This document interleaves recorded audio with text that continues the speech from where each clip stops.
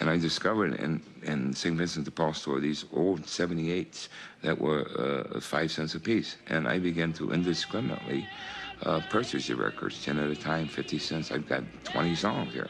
And I had an old Victrola that played 78 records, and I would take these records home and listen to them. Oh, my baby.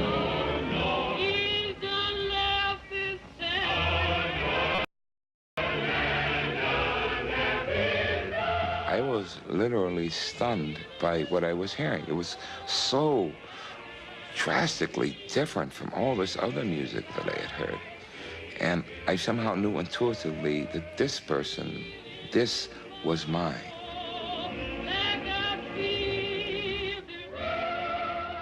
Ma Rainey talks about it. The blues is something we use to make it through life. The blues is, that's the thing that's within it, and that's something that suffuses all the play, that sense, that spirit. So the musicality of Wilson is not just in the sense of it or the frame of it in terms of blues, but also in the content and in the language and the rhythms that he creates within his drama. In that play, he literally wrote the characters as instruments.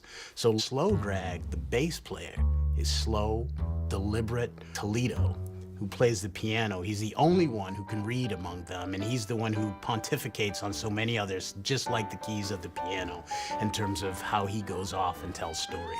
Levy, the hot-headed trumpet player, blasts like that in staccato rhythms so that you can hear the rhythms and it speaks to his character.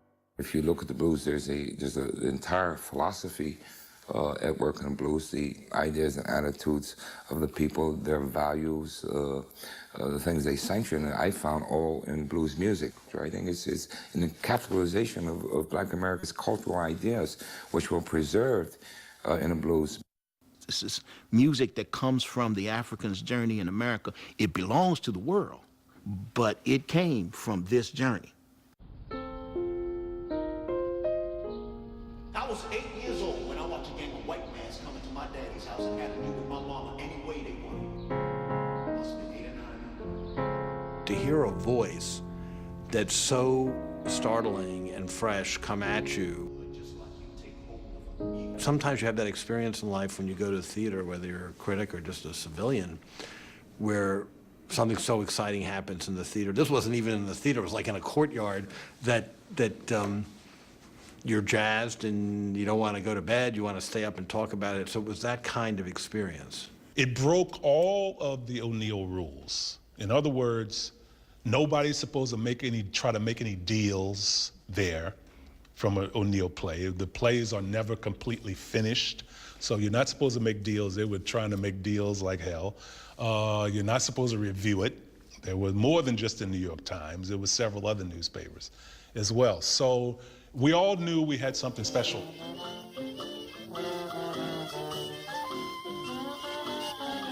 And what's so hard to describe is what it meant to walk into Ma Rainey's Black Bottom without knowing what exactly is going to unfold.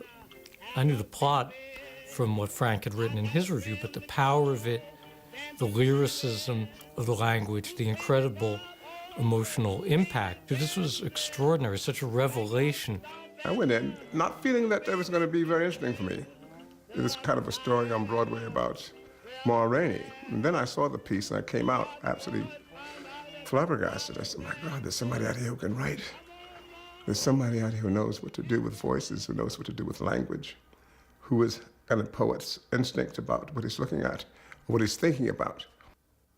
The one gripe people had about Ma Rainey was that there wasn't a central character. I kind of disagree with that. I think that Levy was the central character of Ma Rainey, but they said that August couldn't write a central character. Now, this is just the first play now of his that's been out there, and he said, already? He said, already they said I can't do something. He said, man, let me do more than one.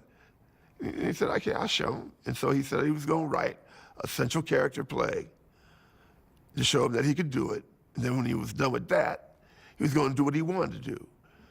And so that play was Fences. It was a story that was very much based in a set of family tensions built into the repression of a Negro League ball player who was not ultimately selected to be in the major leagues, and carried a certain amount of resentment about that. Times have changed since you was playing baseball, Troy. That was before the war. Times have changed a lot since then. How the hell they done changed? They got a lot of colored boys playing ball now, baseball and football. You're right about that, Rose. Times have changed, Troy. You just come along too early. There ought to not never been no time called too early. They got a lot of colored baseball players now. Jackie Robinson was the first. Folks had to wait for Jackie Robinson. I done seen 100 niggas play better baseball than Jackie Robinson. Hell, I know some teams Jackie Robinson couldn't even make. What you talking about, Jackie Robinson? Jackie Robinson wasn't nobody. Talking about if you could play ball, then they ought to let you play, and I don't care what color you were. I'm telling me I come along too early. If you could play, they ought to have let you play. Troy is complicated because he sees himself as a man who came too soon. He can't play in the major leagues, even though everything says he must have been a great baseball player. So he's thwarted from that end. And what we see, in a sense, in the play is how Wilson cuts off the traditional paths of black male success when they rely on particularly the white man in charge. Can I ask you a question? What the hell you want to ask me? Mr. Wciq is the one you got the questions for. How come you ain't never liked me? Liked you? Who in the hell ever said, I got to like you? What law is there to say, I got to like you? Do you want to stand up in my face and ask me some damn fool-ass question like that? Talking about liking somebody. Come here, boy, when I talk to you. Straighten up, goddammit. Ask your question. What law is there to say, I got to like you? None. All right, then. Don't you eat every day? Answer me. When I talk to you, don't you eat every day? Yeah. Nigga, as long as you living in my house, you put a sir on the end of it when you talk to me. Yes, sir. You eat every day? Yes, sir. Got a roof over your head? Yes, sir. And clothes on your back? Yes, sir. Why you think that is? Because of you. Hell, I know it's because of me. Why do you think that is? Because you like me. Like you. I go out of here every morning and bust my butt putting up with them crackers all day long because I like you. You is the biggest fool I ever saw. It is my job. It is my responsibility. You understand that? A man got to take care of his family. You live in my house. You sleep your behind on my bedclothes. You put my food in your belly because you are my son. You are my flesh and blood, not because I like you. It is my duty to take care of you. I owe a responsibility to you. Wait now. Let's get this straight right now. We'll go along any further. I ain't got to like you. Mr. Rand, don't give me my money come payday because he liked me. He give me because he owe me. Now, I didn't give you everything I had to give you. I gave you your life. Your mama and me worked it out between us.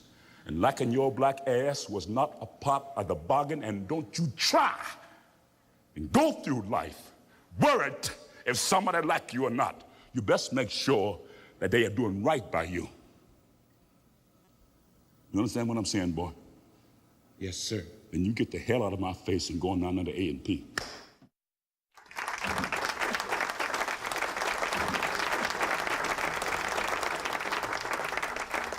You cannot have a good play unless there's a conflict of human emotion. And when you bring those together in family, it's frighteningly dynamic. The experience of going to the early August Wilson plays was one where you waited for the explosion. You had a sense of all this resentment and anger bubbling under the surface. Of course, it belongs to those characters and it belongs to that culture, which has been deprived and oppressed by whitey all around. One of the things I most respect about August as a writer is that after Fences, with the great success it had critically, commercially, it would have been simple to go and write that kind of a play again and again. But he was just going to listen to his muse. He was going to listen to those voices inside his head and write the play they wanted him to write, not the play anyone outside wrote. Tell me, Joe Turner been here and gone. Lord, Lord, they tell me Joe Turner been here and gone. Joe Turner was the brother of Pete Turner, who was the governor of the state of Tennessee, and he had a chain with 40 links to it. And he would go out and lure men, swoop down on them and haul them off to his plantation to work. And then I realized that I could use that as a metaphor for the 200-some years of slavery. So those elements, something that's historically rooted and something that's metaphysical or cohabitating in Joe Turner. And that's true in a lot of August's work.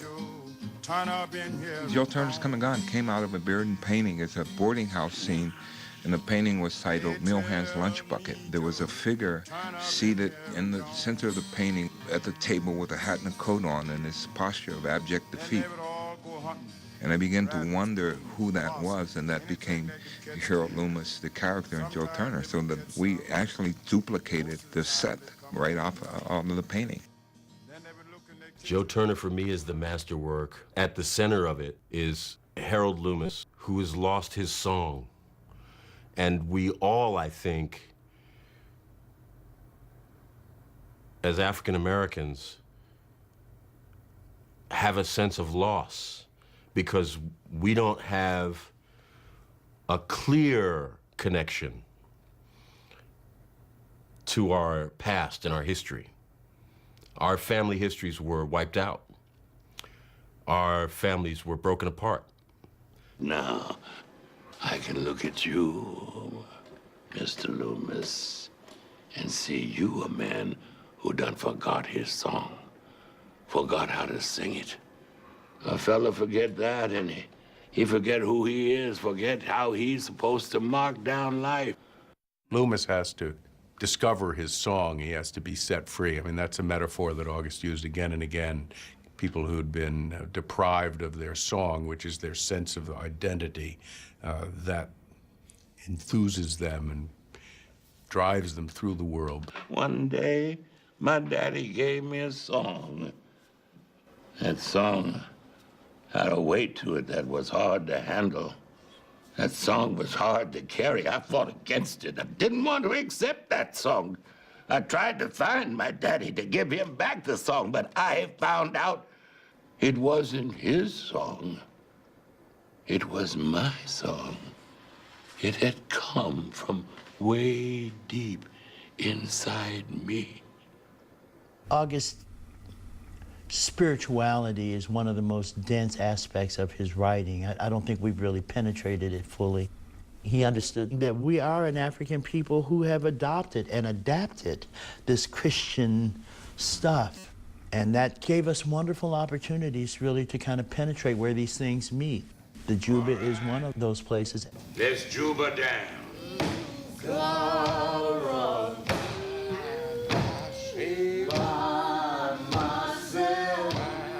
We had to find a way in a couple of theatrical moments to literally create the spirit of a kind of worship experience that has call and response, that has movement, because music and dance are always one in African culture and African. So we had to create that kind of rhythm upon which people would start to respond, and eventually they get up from the table, and then they do a kind of ring shout around the table, and then the Holy Spirit starts visiting them, and some people start speaking in tongues, and people start, you know, dropping because of the ecstatic religion, and it rises and rises and rises. I love the combination of spiritual, supernatural, and very human aspects of that play. It's mystical, it's poetic, it's ravaged by dreams, it's incredibly powerful. That play alone can rumble with any play in theater literature. It's not his most accessible one, but it's definitely, as a literary piece of work, his greatest work.